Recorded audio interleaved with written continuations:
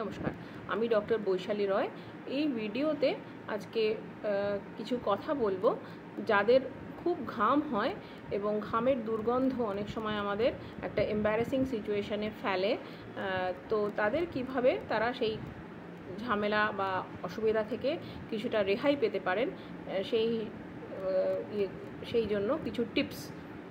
প্রথম কথা হচ্ছে, যাদের এরকম ঘাম হয় বা ঘামের দুর্গন্ধ হয় তারা প্রত্যেক দিন কিন্তু জামাকাপড়, ধোয়া জামাকাপড়, পরিষ্কার জামাকাপড় পরবেন, অর্থাৎ পার্সোনাল হাইজিন মেনটেন করবেন এবং চেষ্টা করবেন ব্রিদেবল কটন ফ্যাব্রিক্স পরার এবং লুজ ফিট জামাকাপড় পরার।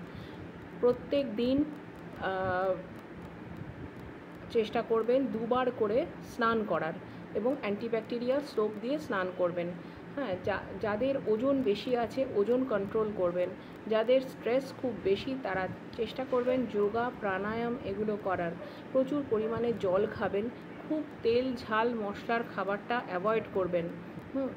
আর যেহেতু ঘাম অনেক সময় নানান রকম ডিজিজ, যেমন liver disease, kidney disease, diabetes, hormonal disbalance, specially in post menopausal women, এই সমস্ত কারণে যেহেতু হতে পারে এই অতিরিক্ত ঘাম এবং ঘামের দুর্গন্ধ, যদি দেখেন যে এই সব কিছু করে হচ্ছে না, তখন কিন্তু ডেফিনেটলি আপনার ফিজিশিয়ানকে কনসাল্ট করবেন।